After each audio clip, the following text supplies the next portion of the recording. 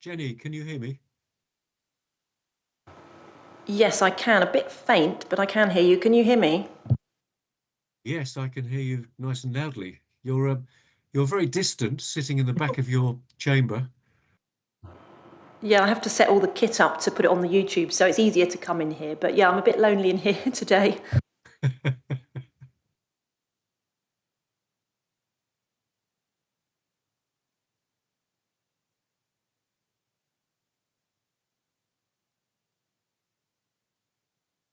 So I've not started the recording yet. So when you're ready, Councillor Silling, just let me know. I think people are just arriving. Yep.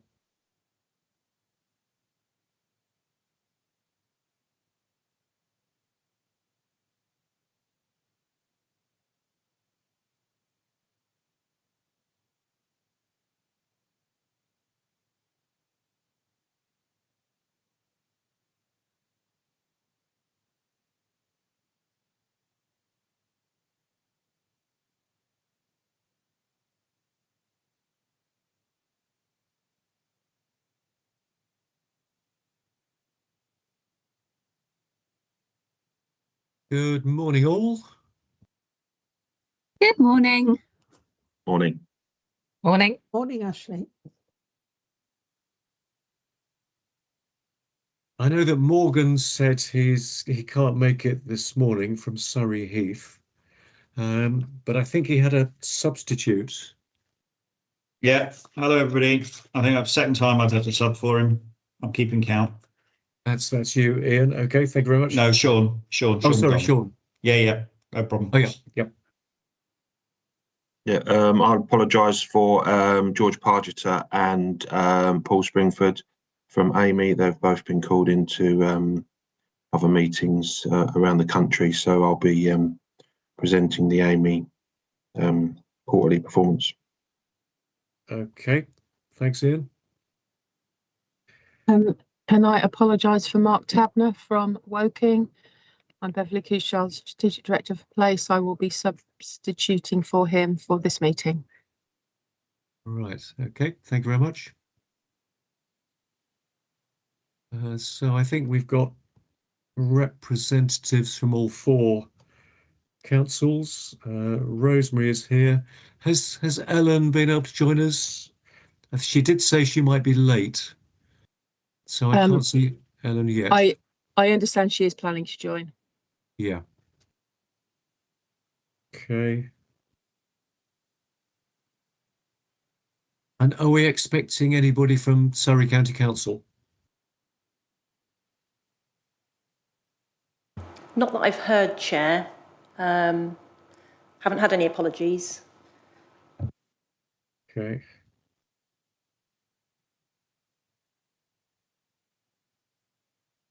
Right. Okay. So that's covered item 1 of the agenda.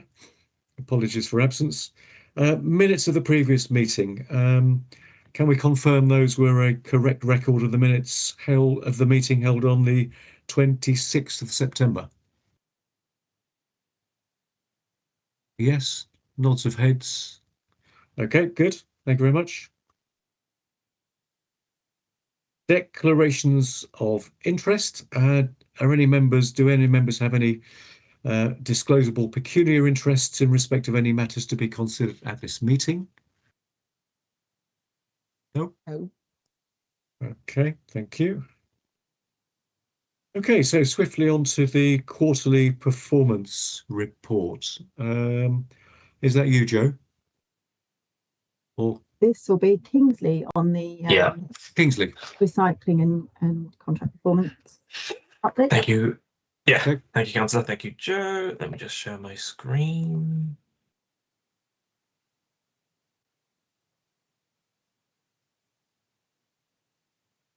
Oh, too early.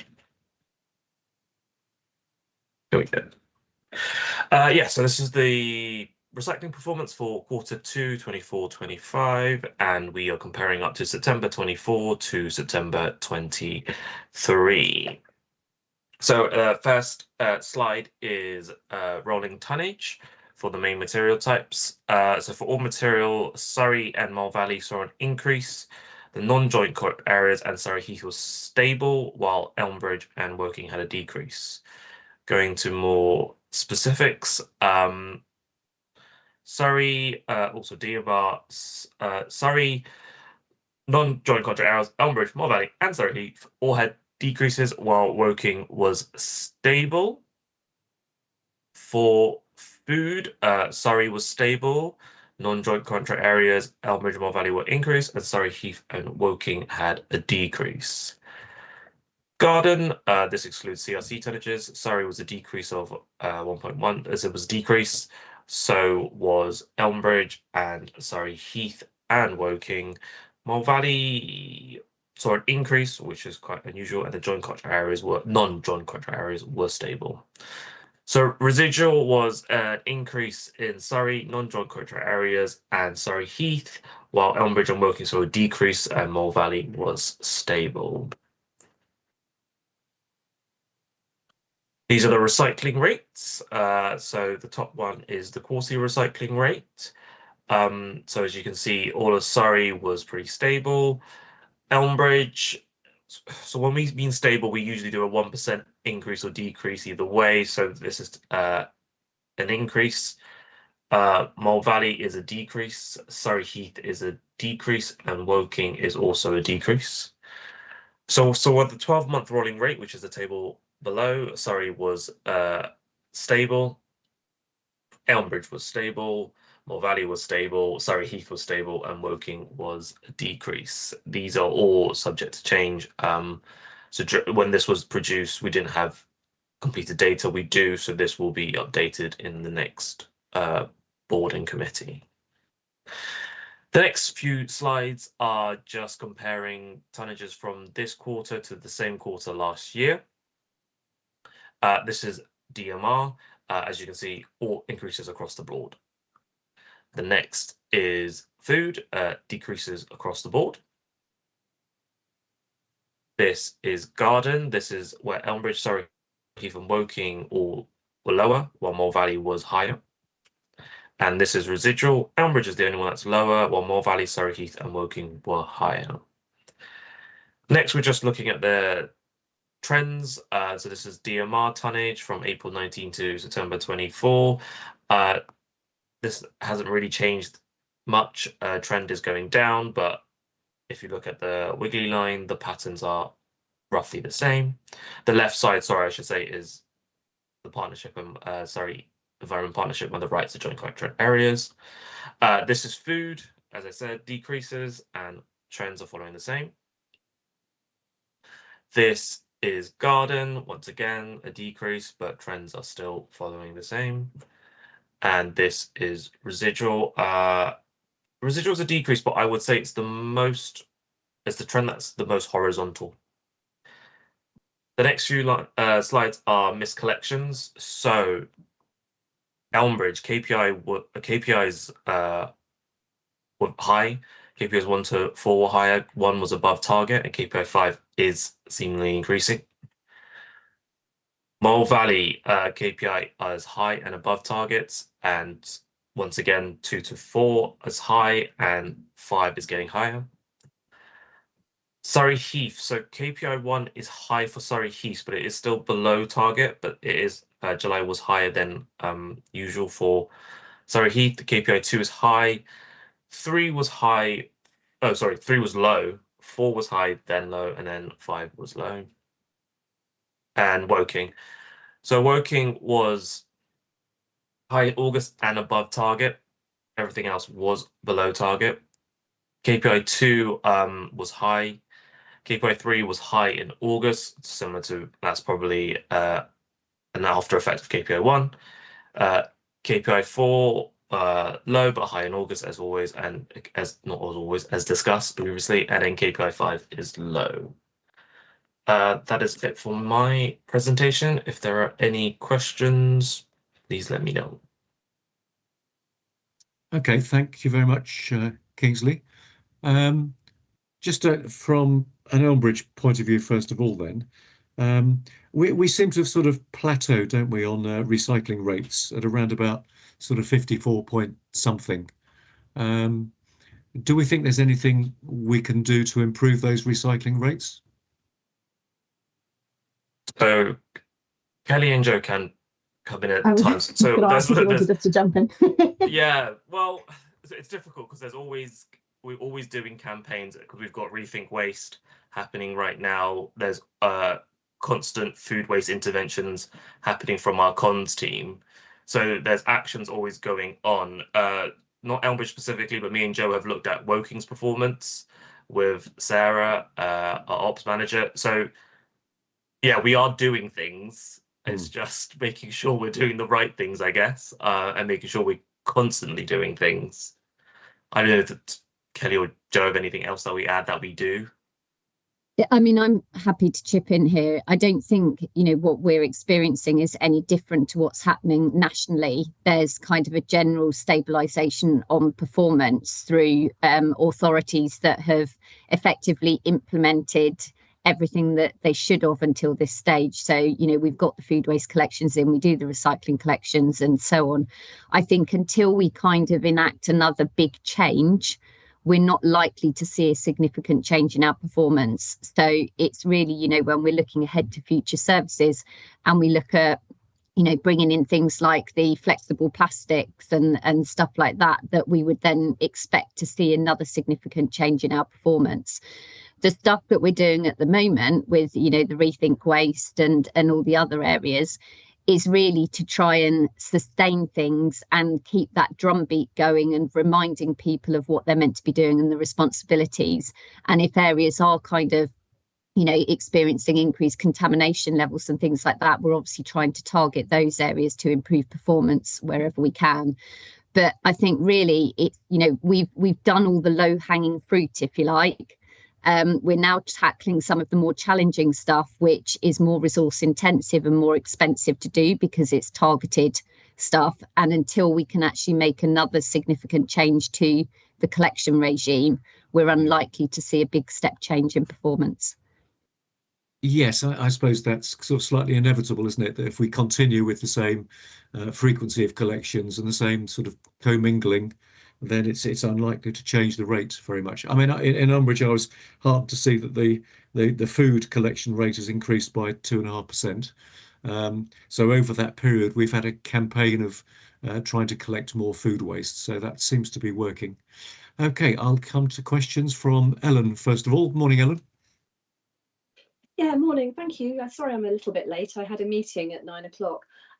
Thank you for the presentation, Kingsley. That was really interesting. And I know the data only goes up to September, but we've had a few problems within Woking of kind of missed collections or delayed collections lately, particularly around the shared kind of bin areas. I just wondered, and I don't know, is there any way that, other than sending letters to residents around kind of parking, is there any way that you can kind of put restrictions in place so that bins can actually get down there, or bin lorries can get down roads to actually collect those kind of shared stores? Is there anything that you can actually do with highways around yellow lines, or any kind of restrictions you can put in place? And sorry if that question's been asked previously. It's just causing a lot of kind of anxiety around residents at the moment and a lot of problems.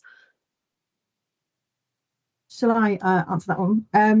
I think particularly over the sort of festive period where people are at home more and collection days change outside of their normal pattern, then we do tend to see some more difficulties with making collections in either communal sites where parking can restrict the access, or sometimes those narrow access roads where on-street parking can also make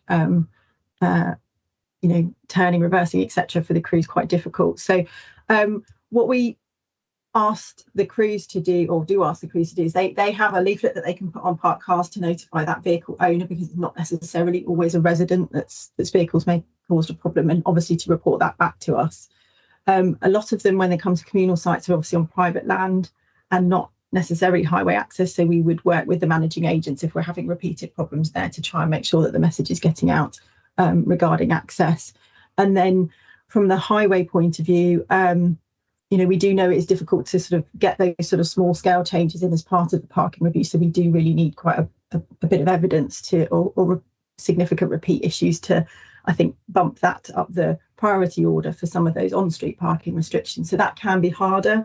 But again, it's about that communication with the residents, because if there is a simple change that can be made from a local point of view, from people using that particular access, then obviously that's the quickest and easiest way to make that happen. But yeah, I think, you know, the last few weeks in particular, with collection day changes after Christmas and you know, more people at home for the holidays, we have definitely seen a bit of a bump in those types of issues. Yeah, thanks, Jo. And just one other question, if I can, while I'm here. Rethink Waste, is that just for kind of state sector primary schools, or does that include kind of private primary schools as well, just out of interest? I think it's just state sector, but I would want to double check that and come back to you. Okay, thank you. Okay, good. Thanks very much. Rosemary? Thank you, Kingsley, for the presentation. As you might expect, I'm looking at the missed collections data for Mole Valley, which we were aware was bad earlier in the year. Sorry. And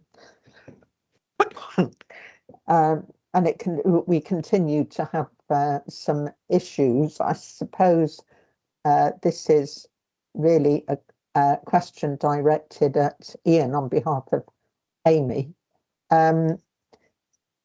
I've seen some data recently showing that we look as if we're under-resourced on leafing, which of course doesn't overlap with this data.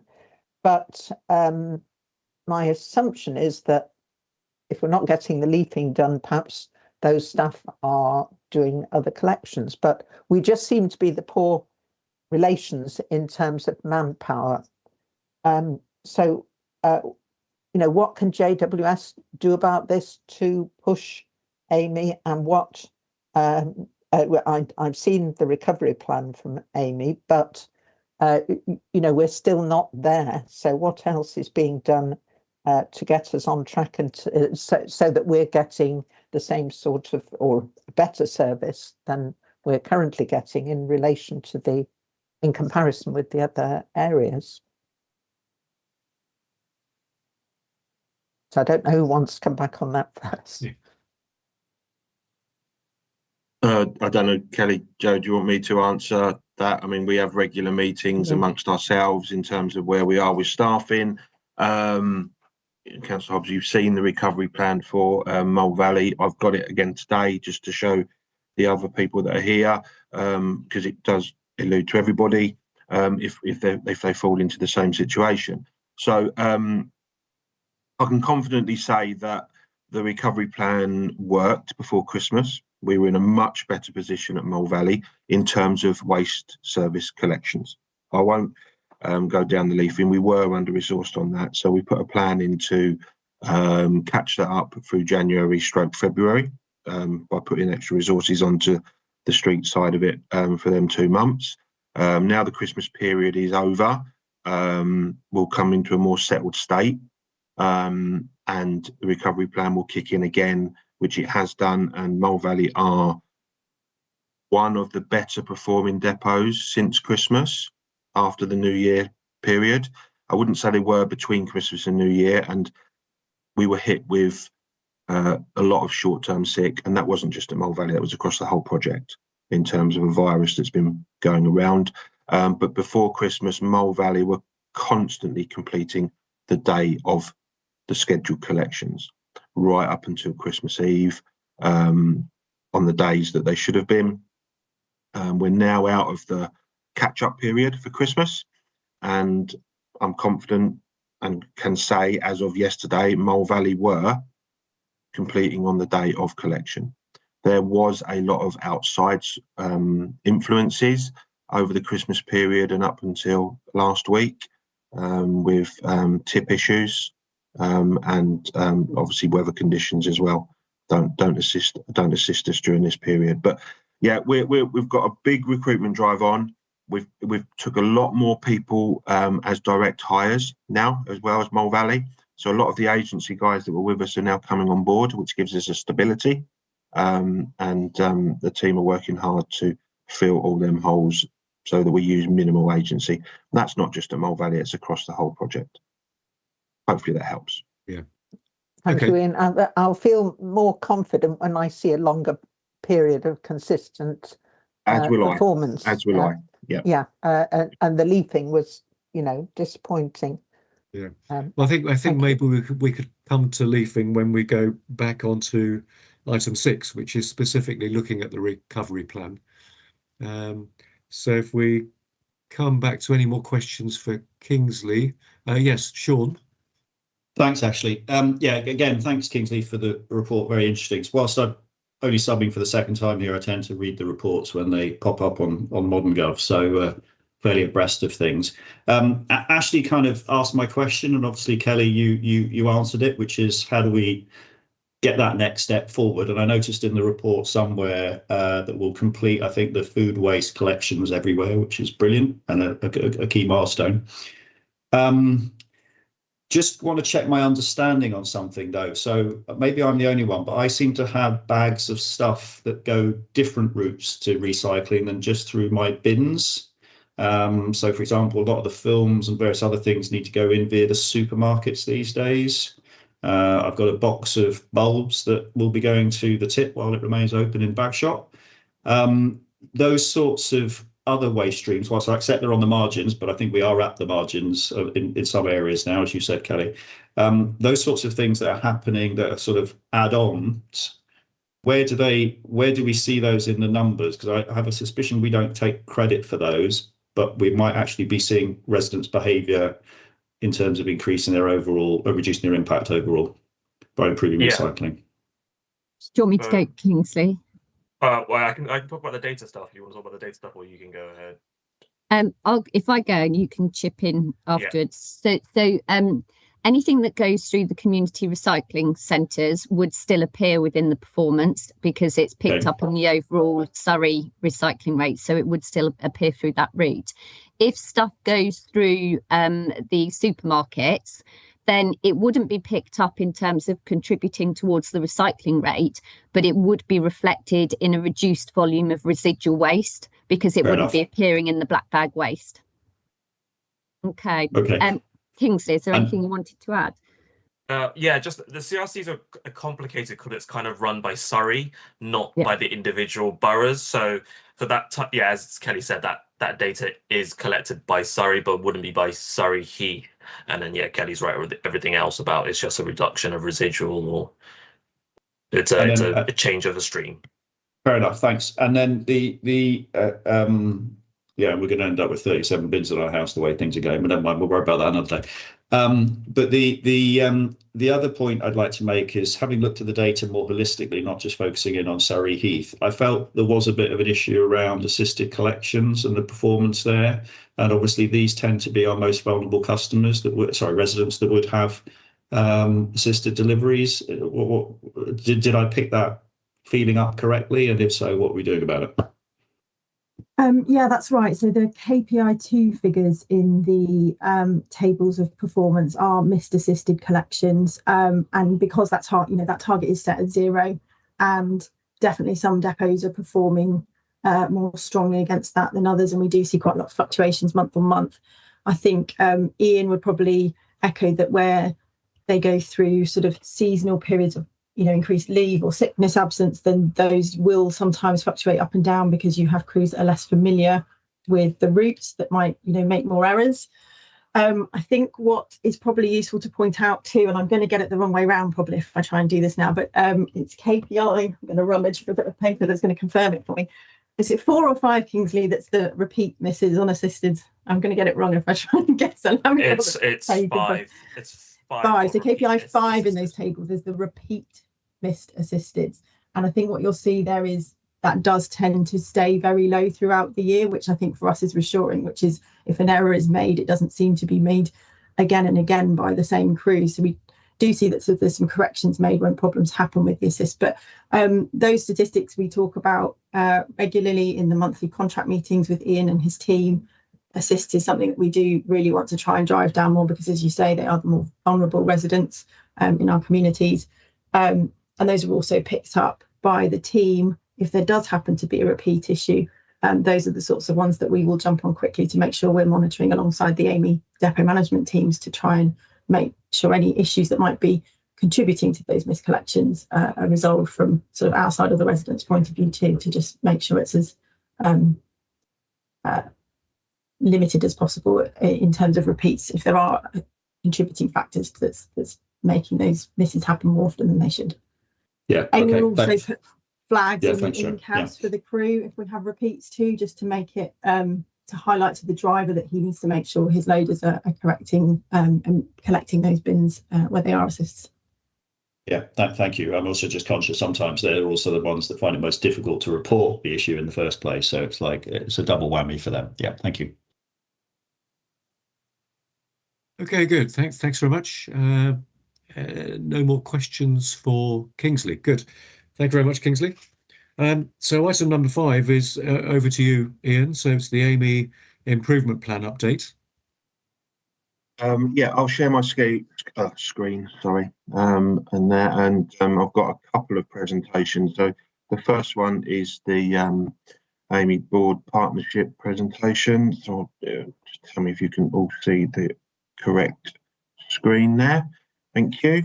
I will flash through this. So we've got a few changes that have happened. So a little bit of history there is I started with AME in August. As the principal operations manager. I don't know whether you all met Darren Kenny, who was my boss, who started around about the same time as me.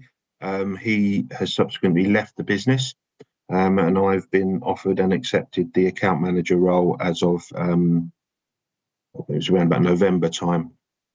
So I'm now in that position, hence why I'm here. We're still looking to recruit what was my old position in terms of principal operations manager. But Tracy Lynch, who is currently the Woking depot manager, is filling that position as an interim for me at the moment to help out. So it's been very challenging when I first came in, and I do have a waste background. I've been in the waste industry nearly 25 years now, so various disguises. So I've looked at it and to see what we can do to improve that, which is hence why I put a recovery plan in for Mole Valley. But since my time, we've recruited 2 transport managers, which have settled in really, really well. And we've got a more stable workforce within the workshops now. A couple of positions still to fill there. So that's moving that forward really well, which gives us a more stable fleet and a lot of the KPIs that you've seen in the previous presentation from Kingsley in September time, a lot of them were down to vehicle availability and the lack of fleet on the road. So that's improved over the quarter. There's a little statement in there about the task force. They've now left. You may have known that the task force was brought in by Amy prior to me commencing my employment, but they've now left. And we're running on our own now with some ideas that they had, but a lot of gone by the wayside in terms of that and improvements to put in. The route optimization program has stalled in terms of Woking and Surrey Heath due to the member of staff who was leading that project is on long-term sick currently at the moment. So we're trying to get the information from him to restart that with a different project lead. And I'm in conversations with Kelly and Joe about how quickly we can do that. The recovery plan for Mole Valley was implemented in November, and I can show you that presentation later, which I gave to the members of Mole Valley. Our health and safety, a lot more close calls have come in this quarter, and that's expected due to the weather, and this is up until December for our figures. So weather conditions change. I like to see a high number of close calls in terms of what it brings to the triangle, the health and safety triangle, because the more we get, it identifies what our issues are, and we can then look at improving our health and safety culture right from the bottom and all the staff there. So we've had a few injuries, but not many long-term injury, lost time in terms of that, and no riddles have been reported in this quarter. which is really pleasing. That people are looking after themselves and looking after each other whilst they're out on the road. We tend to find a lot of them are slips, trips, falls, potholes cause us an issue, uneven ground, and the crews, I hate to say it, but the crew's rushing. Everyone wants to get the job done as quickly as possible because they can go home when they're done. Have I gone too many? No. So this is the service update from August. I've included all the months because I knew we didn't have a meeting. You'll see there the KPIs for, and these are the penalties. So it moves Kingsley's figures into a financial element for us. The waste on the left there, and this is a total penalty spend, which we're working on improving. As you'll see in December, it really did improve in terms of missed collections. I will be honest, I was expecting it in December. It's a trend in the waste industry that December is always a good month. And I'm hoping to keep that moving forward in January. The penalty in December on the streets is specifically for lads, surveys that have been carried out, but we're in discussions with that on how we can improve the street side at Mole Valley in terms of what resource we actually need there, and with assistance from all of JWS, we're putting some plans in place on that. Surrey Heath is consistent in terms of what they do, really good, well-run site. I tend to let them get on with it. Woking in September were the biggest depot hit with their fleet issues, hence why the KPIs were so high, and that has improved. Now we've got the fleet back on the road. They're closely behind Surrey Heath in terms of the service they're offering to the residents of Woking. So this is our improvement plan, and I have sort of zero set this from what it was previously. So you'll notice there is a lot of red on here on some of the slides, and I've taken the decision to reset the whole projects and what was being done. The greens are successfully completed, and the terms of the zero code, our health and safety side, we're doing okay for this year and expecting to close most of that out by March this year. The testing of the business continuity plan, or disaster recovery plan, as I call them, we're just restarting that, so that will be done by the end of this quarter. It wasn't done in quarter three, so I've had conversations with Joe and Kelly about we need to put a one, and we need to test it with you guys as well, helping us do that. So garden waste is good. There's a few things been going on in the background with our team and the JWS team to improve our garden waste service and make it easier for the residents to renew and to take out subscriptions in terms of their. I've just noticed that I didn't remove the extra percentages in there, so I apologise for that, but I'll do it before I send this out. The white space is where you'll see a lot of red, and this is me resetting it and talking to the teams. So a lot of stuff going on with white space in the background. I've got a couple of meetings set up with white space to find out how they can help us improve what the guys see, what we see, and what you guys see in terms of your teams. So that'll be Ian, could I just ask that you put it into presentation view rather than I thought I had, sorry, slide view? Have you got the bits down the side as well? Yes. So we're not seeing the slides quite so large as we could. That's lovely. That's much better. Yep. Yeah, sorry, I thought I'd done that. Sorry. Yep. So it's a very busy slide. There's a lot going on. I won't go through individually. You can see there that there's a lot more reds than I would like there to be on there. But this is conversations going on every day about how we can improve white space for everybody, all users really. So making it more visual to the crews, so they know exactly where what, especially with the garden waste subscriptions. So we're looking at that daily at the moment.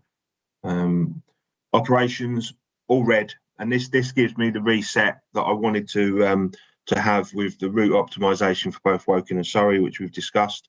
So there's a new project team just being put in place to get that restarted, and I have made a commitment that it will be implemented by June this year in there, and that includes the cross-boundary working view on that as well. And we're looking at all the methodology on all the KPIs and how it's calculated, and making it simpler for everybody to work out there. And then the last one on operations is the wee and textile service that we currently do at Woking and Elmbridge, and we'll see if we can extend that across the whole of the estate. Fleet, as I said, one of the best areas that we've improved since probably your last meeting is we've got a more stable fleet. We've got a more stable workshop workforce with 2 very competent transport managers guiding that.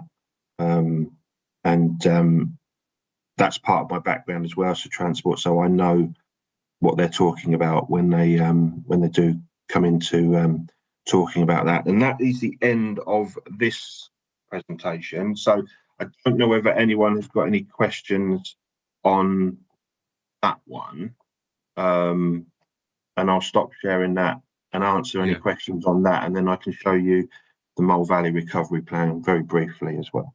Yeah. Okay. No, I think that's really useful, Ian. Thanks very much. I think you came in at a difficult time, and you've obviously you've done your best to try and get to grips with things. So that's really good to see. So thank you for all your efforts on that. Oh, sorry. Right.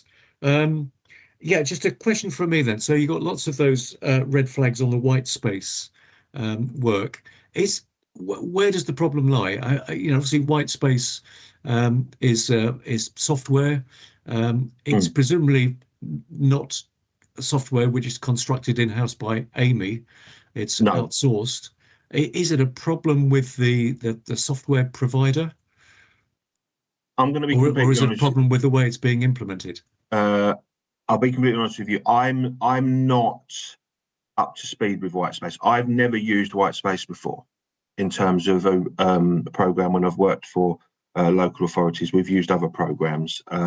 So I'm still learning Whitespace. That's questions that I would ask or will ask for you and let you know.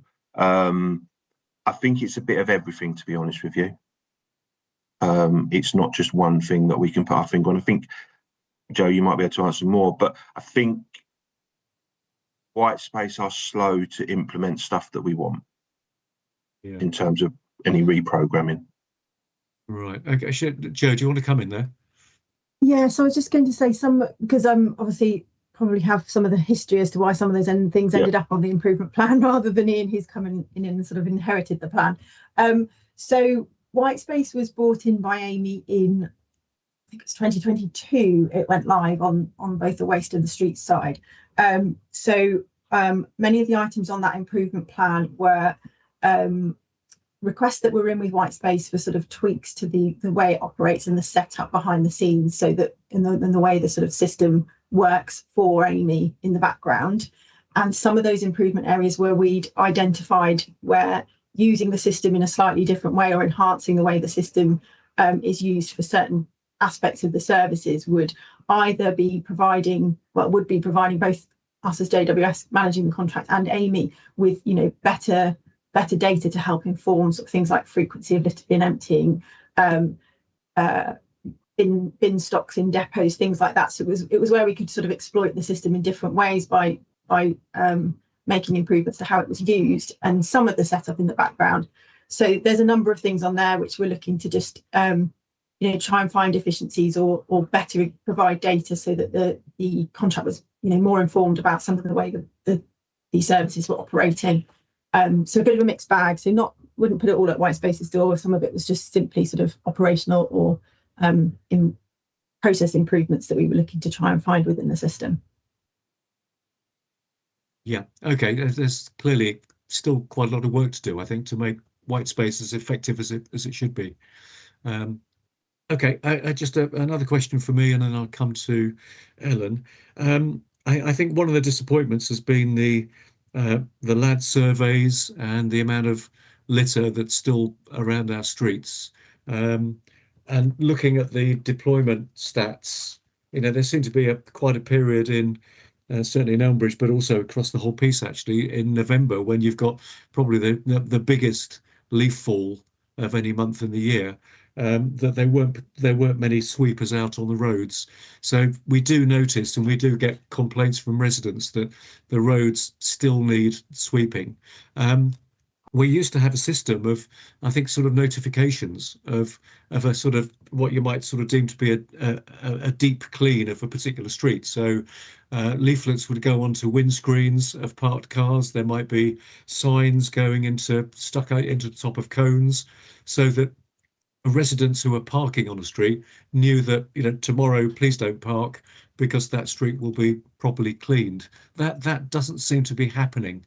And so, what I've observed in the streets around me is that the vehicle comes along with a chap with a leaf blower on the pavements, blows the leaves onto the streets, but then the streets can't be swept because you've got too many parked cars in the way.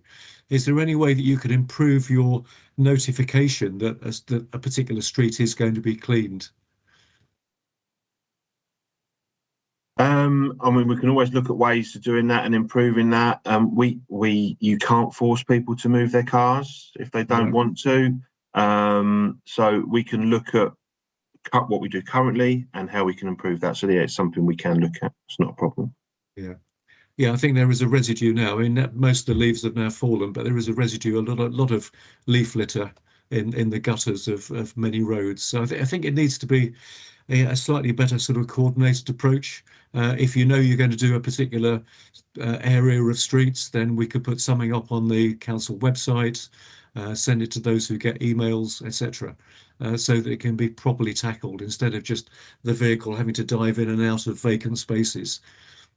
So maybe that's something you could look at. I mean, it should be better now, because I think in all areas you've now got new street cleaning vehicles. We have, and if you're now up to strength in terms of personnel, then hopefully that can be tackled. Hopefully, moving forward, we are. Yeah. Okay. Thanks, Ian. Okay, Ellen. Thank you. I'm going back to Whitespace, I'm afraid.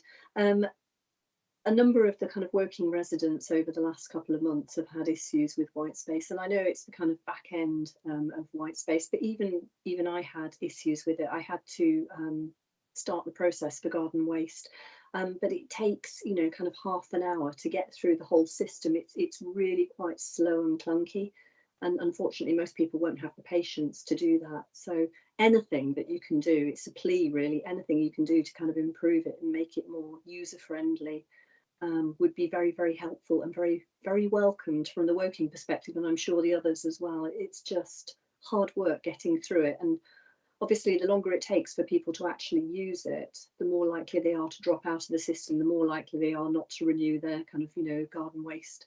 It's just a difficult system, and I understand we are where we are and we've got what we've got, but any kind of tweak would be very welcome. Thank you. I'll take that on board. Yep. Okay. Thanks very much. Sean?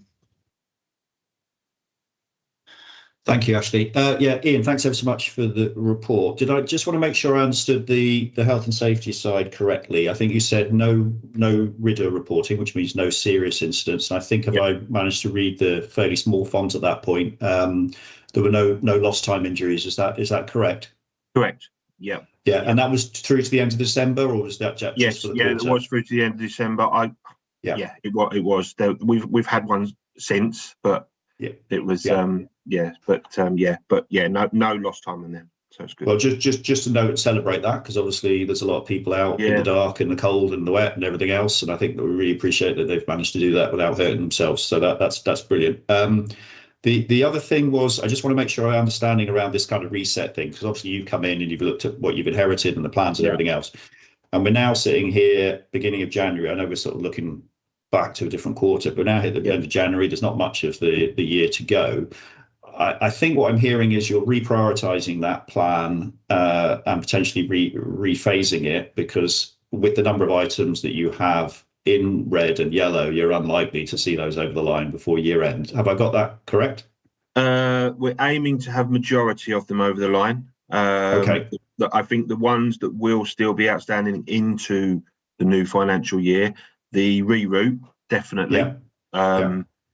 And there's a large element of that, and a lot of the white space stuff. I just don't think there's enough time to get it all implemented and working successfully in terms of that. So, yeah. Okay, so, and then majority.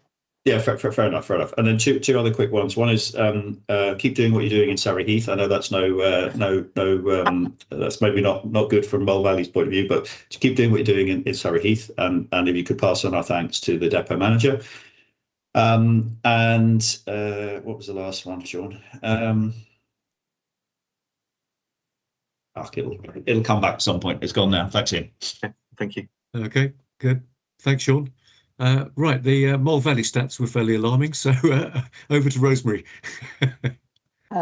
Thank you. I'll start with something else. So going on to the street cleaning, I just wanted to echo what you said, Ashley, about notification. And I think I realise it's difficult to do that perhaps wholesale, but certainly in the trouble spots, for example, areas where people park for stations and so on. I think it's really important that there's notification so that people move the cars, because those tend to be the areas where you see huge heaps of detritus in the gutters for months because there are too many cars there. So please, can we have notices on those? And then obviously the other thing is looking at the penalties data. It's absolutely horrifying. I mean, it's very good that it's being registered and we're getting the money back, but it's the service we want, and that's what's really exercising us. I know you're coming on to Mole Valley in particular, but we don't want to be paying those penalties. We just want residents to have a decent service. Thank you. Yeah. Okay. Thanks. Sean, you've remembered your last question. I have. Thank you. And it was because the notification. Thank you for that, Rosemary. So I won't bog us down in this too much, but my personal beef with the whole thing is that I must have put about 25 reports in, over various periods of time. I've never once had a notification to say that a job had been done. So either that process step needs to come out of the reporting loop, or the reports need to go back to the people that report. But don't waste people's time putting emails and mobile numbers in and all the rest of it if they're not going to get the feedback loop. So I don't know where that sits in the process between JWS and Amy, but it's quite frustrating. So in terms of reporting through white spaces, the white space portal, when you're asked about getting that contact, Amy have I'm not going to describe it very well because I'm not an IT person, but they have an extra tool that effectively pushes out those notifications, because that's not a function of white space. I think that's something we can feed back, and it would be unfair of me to sort of ask if you had any particular examples, but I think we'll do some testing on that and see if we can understand why that's happening. It works differently in different areas, but in Surrey Heath and Woking, that's linked to white space and Amy's notification tool. So Ian, I might try and get some time with Matt Morgan from the IT team to understand that, because he is the expert in that area, so we can see what's happening. Yeah. We did actually have a meeting earlier this week to look at notifications from another point of view, and I know he's got some reporting functionality around that, so he might be able to give us some insights that we can feed back to you, Councillor MacDonald, on what might have not been working there, but also how we can resolve that if those aren't coming out when they should. Yeah, thanks, Jo. It might be just screening me out automatically, of course. Yeah, I'm kidding. Don't rise to that. Couldn't shed any light, but Well, we do have a similar problem in Elmbridge, don't we, with not reporting back when something has been tackled. But I think, and we've relied on the JWS team as sort of doing a manual intervention to get reports back. Are we any closer to fully linking the Elmbridge system with Whitespace? That's right, and I will kick myself because I should have probably checked on that before this meeting, because it may well have been something that was going to come up. I'll be honest, Councillor Tilling, I don't know what the latest on that. I will need to check in with the team, but you're right. We were running a sort of weekly report to make sure that although it wasn't the most timely feedback, the feedback was going. I know there was some testing being done again before Christmas with the form supplier in Elmbridge, because there was a glitch that needed to be resolved to make sure all those notifications were being sent, because the earlier testing wasn't 100%. So I'll get an update and come back to you separately on that, Councillor Tilling. Okay. Good. Thanks very much. Okay, Ian, so on to the recovery plan. So the recovery plan is what, specifically for Mole Valley, is it? It was, yeah, and Okay. but it can be translated to the other. So I'll share my screen again, and this time I will put it on presentation mode. Let me know when you see that. Thank you. Yeah, I can't see you now. So yeah, so it's not many slides. This was done in November. After I'd had a review, and obviously the service was not where it should be or should have been. So it's not performed for a long time. It hadn't performed to the required standard, resulting in a lot of issues for residents of Mole Valley and staff within the council of Mole Valley, JWS staff, and our own depot staff as well. So let's quickly look at it sort of as a big picture, what's happened. So there was a very high number of both short-term and long-term sick at Mole Valley. The full-time headcount was, they didn't know what they should be working to. So they were below what I thought was the required standard in full-time headcount, and they used excess agency staff. And as we all know, with agency staff, one day they can turn up, one day they don't need to turn up if they don't want to. There was, in excess of some days 30 to 40 agency staff on staff. Vehicle availability, this was across the whole patch, but predominantly at Mole Valley was affected quite badly by the availability of vehicles, and some of them being off the road long term and replacements not brought in. We also looked at the routes and identified that some of the routes had excessive workloads. So we were asking them to do a route which realistically was never going to be completed in their day's work. So that's been restructured. We had lots of delays at the Leatherhead tip. So now we have a really good program with JWS, and it's reported as soon as an issue occurs. We also have the option to reroute to other tips. So that's an ongoing process, and over the Christmas period, that has really worked really well with the notifications coming through to Kelly, Joe, and the JWS team from my staff at the depot. Whitespace rears its head again, or did rear its head again. So the information is entered correctly on Whitespace of exactly why routes have not been completed, properties have not been serviced. And the on-site management was looked at. A new manager, she joined in February, she's not new anymore, but I've given them more autonomy to actually take control of their own depots and the destiny of that depot. You'll see the big word there, attitude. That was a big thing for me. The attitudes of all staff was not right in the depots, in the depot that Mole Valley, should I say. Other depots, it's a lot better. So what were we going to do to improve this? So we're managing our short-term sick. We've managed our long-term sick. We still have a few off long-term as we currently stand, but these are people that have had operations, but we are managing them through our own HR processes.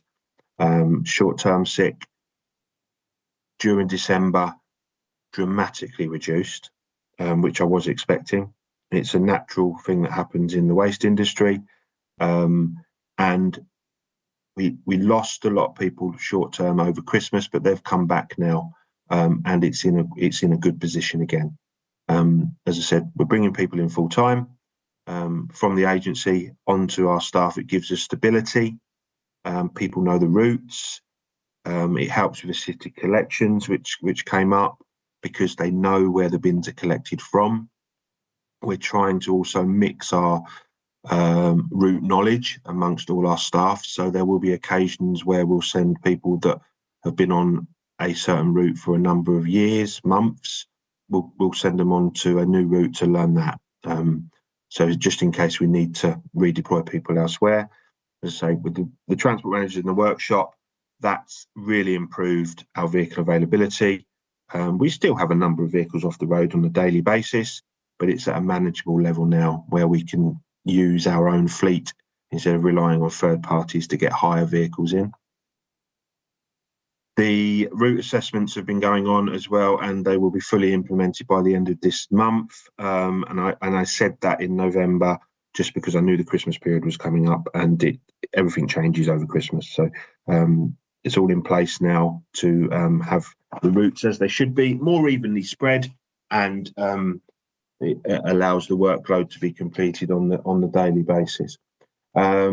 In November, we had a lot of delays at the tip, and it says 24 hours from one working day, and it seems like the tip was closed all day. That's the number of vehicles that go in were delayed for an equivalent of 24 hours across that. If you looked at that as what work would not be completed on that day, that is 3 routes not being completed on any one day. That's so 8-hour days for the guys, and that potentially works out at 3,000 properties on a daily basis.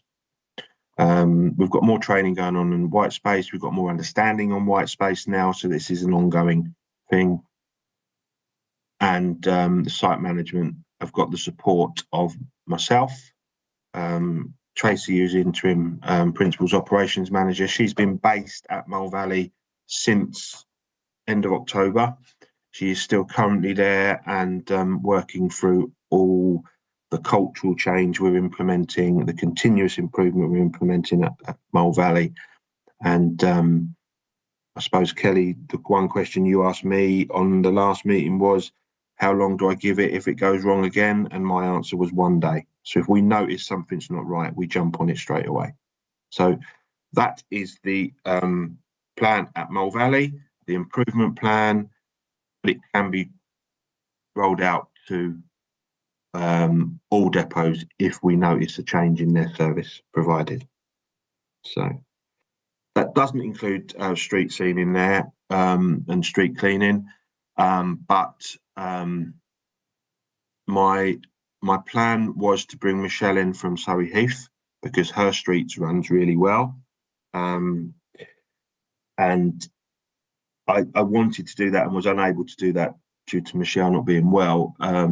But we've now got a plan in place for January and February where we've got extra sweepers to catch up on the leafing that wasn't done in December at Mole Valley when we weren't deploying our sweepers every day. And that started earlier this week. And we've asked for some information from JWS on zoning so we can actually get the street side of Mole Valley onto white space. And then, as you say, you'll know where we're going to clean on certain days because the routes will be on white space as well. So that's it. So any questions for that? Yeah, thanks very much, Ian. I just wonder whether Joe or Kelly want to provide any comments, first of all, from a JWS perspective. I'm happy to come in and then Jo can add anything if she wants to. So I think for me, Ian's done, a positive job working with the depot to provide support to them, but also give them the autonomy to be able to make decisions and do things for themselves. We were in a position before Christmas where things were looking good, collections were happening again, and the services were up. And then unfortunately over the Christmas period, we did see that decline again. Whilst that was really frustrating, and it was, incredibly frustrating for residents who were then left with obviously, overflowing bins, if you like, during one of the busiest periods of the year. I think, Ian's come back from the Christmas period, stepped back in with the depot, and again got on top of things again. So for me, it's now about sustaining stuff going forwards and making sure that the depot management team are able to do that on their own without Tracy and without Ian having to step in to recover things. So I don't think, we're over the line yet. I think we've still got, a period of time to go through. And for us, it's about getting that confidence that the depot management team are capable of sustaining this longer term and getting the street sweeping back up and running. Yeah, totally. And I won't step away from it until I'm confident they'll do that. And the way we're doing that is, people have exited the business within the management team within the depot, and we'll bring new people in that we identify as can make it a success. And a lot of, I think, bridge building and building the confidence in JWS and the depot, so we work together to get that goal. So that's a lot of what Joe, Kelly, myself are doing at the moment. There's a lot of that going on. Yeah, so I think just to build on that, we have actually got a meeting at the Dorking depot next Tuesday. So the JWS East team and myself are going to be meeting with the depot management team and Ian and Tracy, just to kind of have a sort of reset meeting, if you like, to talk about some of the issues that have arisen and how we can work collectively together, because we're obviously both teams are working towards the same goal and the same outcome. And it's just trying to make sure that we can align to work effectively to do that. Yeah, good. Okay, thanks. Joe, did you want to comment? To be honest, I think Kelly's probably covered all of it. I think it is just having that reassurance, as Ian said, about, this was pulled together as a plan because Moore Valley was the area that was, the worst performer. But it's making sure that, those trigger points are recognised so that if issues crop up in any of the depots, those areas can be looked at to understand what needs to be done to get that back on track. It's not an issue we've seen to the same extent anywhere else, but knowing that there's that monitoring going on, so that if something does sort of fall over, Ian's aware of it and is able to kind of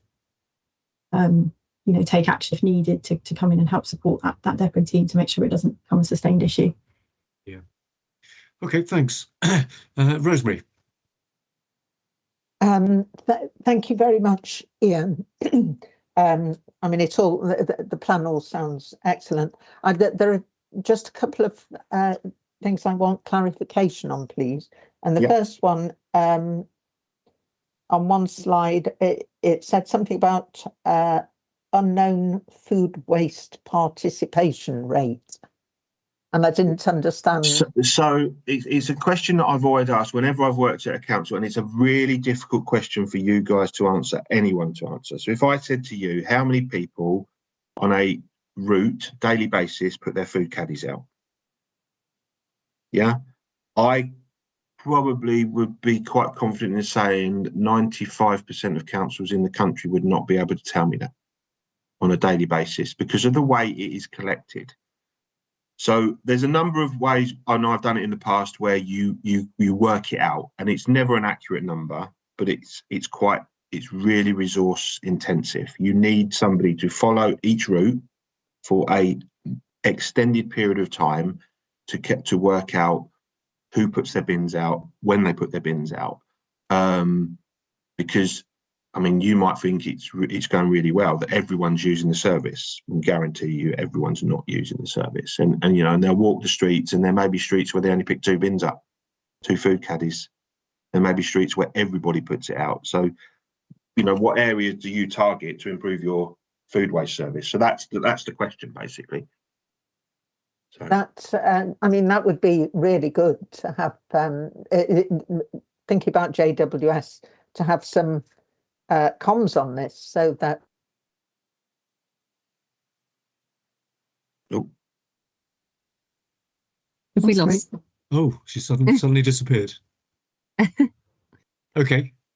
I think she was going to pick up to say to have some communications campaign stuff on it. There is actually food waste recycling campaigns that are being done that are from the Surrey Environment Partnership side of things, but actually we, amplify them across the joint contract areas to try and get greater engagement. But there probably is, like Ian said, more work that could be done. Subject to resource availability in terms of trying to target those that aren't engaging or participating so well in the services. Oh, here comes Rosemary. Ah, Rosemary, you're back again. We lost you temporarily. Yes. Apologies. I don't know what happened there. It just dropped out all of a sudden. And I've got to remember my train of thought. I think it was talking about comms. Yes, on thank you. On putting your bin out, basically. Putting your food waste bin out. Yes. Yeah. I don't know if Joe or Kelly has any comment on that. Yeah. So Kelly did come in your absence. Okay. Sorry, Kelly. No, that's fine. I was kind of preempting what I thought you were going to say, and thankfully I got it right.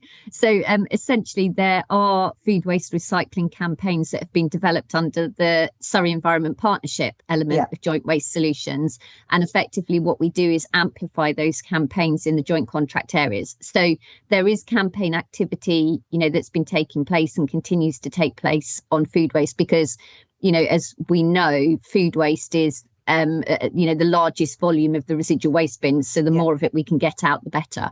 That said, there probably is more work we can do in terms of targeting some of the, lower performing areas where, like Ian says, there are roads where participation and engagement is low in those services. So certainly we can continue to work with the depot team and Ian to look at how we can target those areas and try and get greater traction from those residents.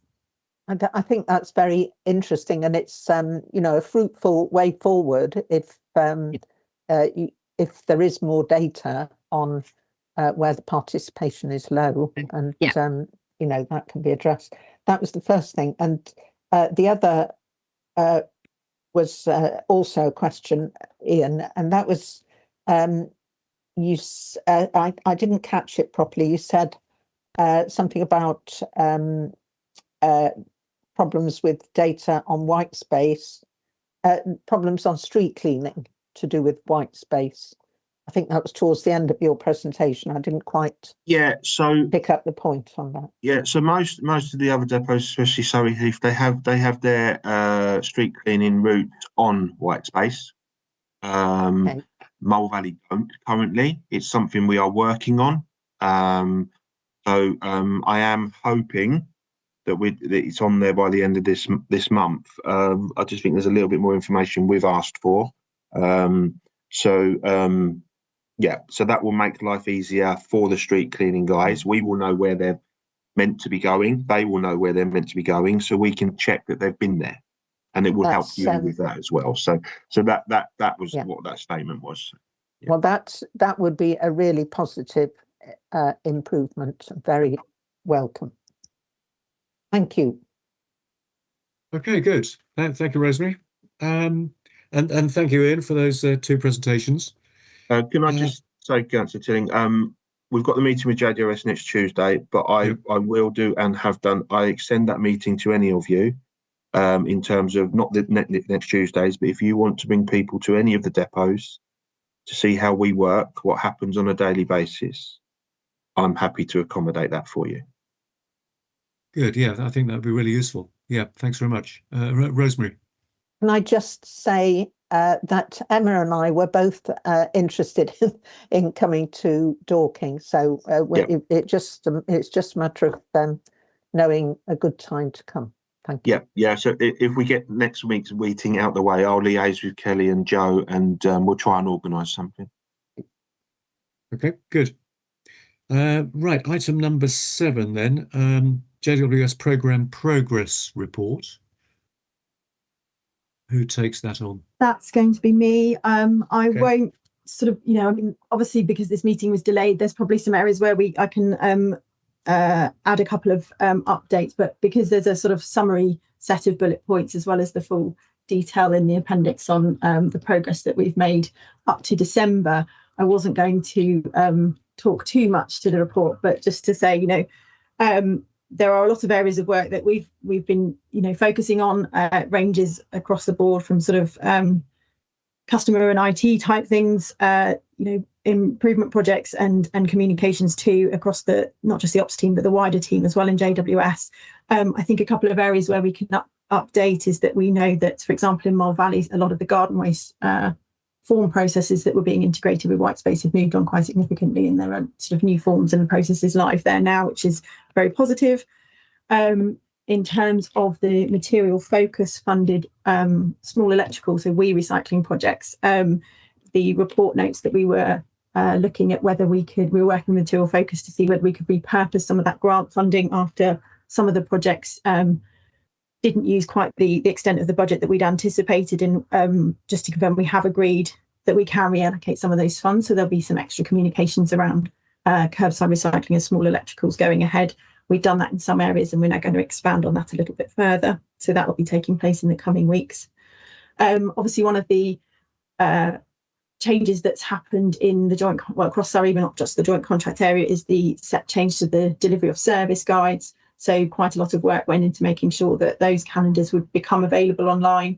In Mole Valley and Woking, that's quite straightforward. They only have one version of a collection calendar, but in Surrey Heath and Elmridge, it's more complex because there are different versions. I wouldn't say it's been entirely delivered in the timescale we would have hoped, and there have been a few teething problems of making sure the lookups will work correctly, but those are in place, and I think that's positive that people can go online and download those calendars. So that's taken a bit of time and energy, but we have got that over the line in the end.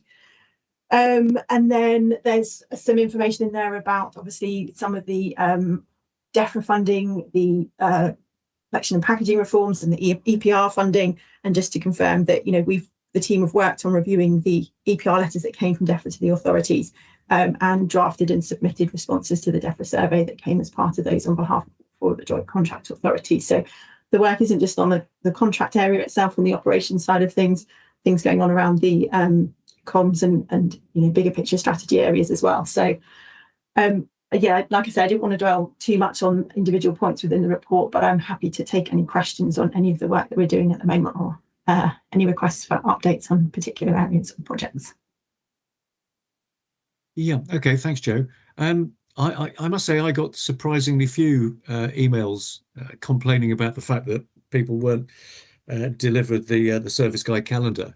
I thought there might be many more. I got 2 or 3 councillors moaning about it, but not many members of the public. So maybe people have just accepted that the information is there online, and they, if somebody puts out a blue bin on one day, they tend to look across the street and think, oh yeah, this is obviously blue bin day, and they follow what everybody else is doing. So it doesn't seem to have gone quite as badly as I thought it might.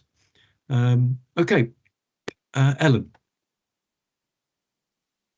You shouldn't have mentioned that, Ashley. So in Woking, we had quite a bit of chat on social media about the calendar, actually. But I think what would have been really useful is to have had that kind of joined up approach with kind of Amy and JWS. The calendar didn't go onto the kind of the website until a little bit later, and maybe that's my fault as the portfolio holder for not pushing it fast enough. But there haven't been that many complaints. It's just the kind of joined up process of getting that calendar up in a form that residents could access quite easily. That was a kind of main hiccup, really, and it's all gone quiet since then. But yeah, thank you. Okay, and any comments on that, Jo? Just to say, I think, because the decision impacted our usual working timeline to develop the service guides, and we're normally working on them in July and August, but that was all put on hold a little bit, and we probably were on a little bit on the back foot in terms of stepping up the timeline to get the digital versions online. We've definitely taken that on board, and we're also looking at the different ways it's working in Elmbridge and Heathbury, where they do have to sort of use a form to look up your address and get the correct calendar because there are different versions. And we'll be working with the two versions of that to see, is there a version we can put to create a more cohesive single version of a collection day finder and a calendar download onto the JWS website going forward, so it's all in one place for everybody and we're not directing people off to different places. That's an aspiration. We'll talk about it over the next few months to see whether it's something we can implement ahead of kind of next year's version of that project. So yeah, definitely some learnings and some work to do on that. Yeah, I think it's just being clear for our residents, isn't it? If they know what to expect and they know it's going to be online and they know where to find it, that will keep them happy actually. But it's when they don't quite know, or we're not quite sure either, where to find it. But we got there in the end, didn't we? So Yeah, and there's been like we haven't had masses of feedback, but there have been a few points for us to note as well, because more people are downloading it and printing at home. Can we tweak the way that it's displayed, the colour heaviness of it, that sort of thing? So we're going to look at sort of tweaking it along the way over the course of the year to make improvements, because a lot of people have accessed it already, but new residents, people moving in, will be looking at that going forward. So anything we can do to make it a little bit easier for people to download it and print it at home as well, we take that feedback on board too. Thank you. Brilliant. because it was supposed to be just a trial, wasn't it? It's the way we agreed it at SCP. I think the chances of actually going back to having paper copies or cardboard copies are fairly slim, because it has been shown to save quite a significant amount of money. I think where we would need to consider that is if we are making any service changes or introducing new materials as reforms come in over the next few years, and we're asked to sort of streamline and consolidate what everyone's collecting, then we would need to consider issuing a guide in a hard copy format to people, not just for the information purposes, but also, as we were talking about earlier, in terms of just that nudge and boost to sort of participation as well. So I think while nothing's changing, I think probably that is the case, but if changes are coming into what goes into the commingled mix or anything like that, then we'd need to look at hard copies going out again. Yeah. Ian. Yeah, the only thing I can comment on that, I had a meeting with our call centre people, and they did comment that they suspected the increase in volume of calls they had was due to calendars not being received, and that was yesterday. But it doesn't cause them an issue. That's just a comment they said yesterday. Right. Yeah, I mean, clearly that will now settle down, won't it? Now we get into a standard pattern of collections. It's always quite disruptive over the Christmas period with, sort of a 2 day later and then 1 day later and then back to normal. So yeah, I'm sure it will settle down. Joe, could you just remind me then, is it 2026 that Simpler Recycling demands that we recycle plastic film and cartons? So is it coming in that quickly? I'll put you on the spot. I hate that Kelly unmutes because I'm she might remember the dates better than I will, I'll be honest. I think it is 2026, although in my head something is also saying 2027, but I think plastic film is 26. That's right, isn't it, Ian?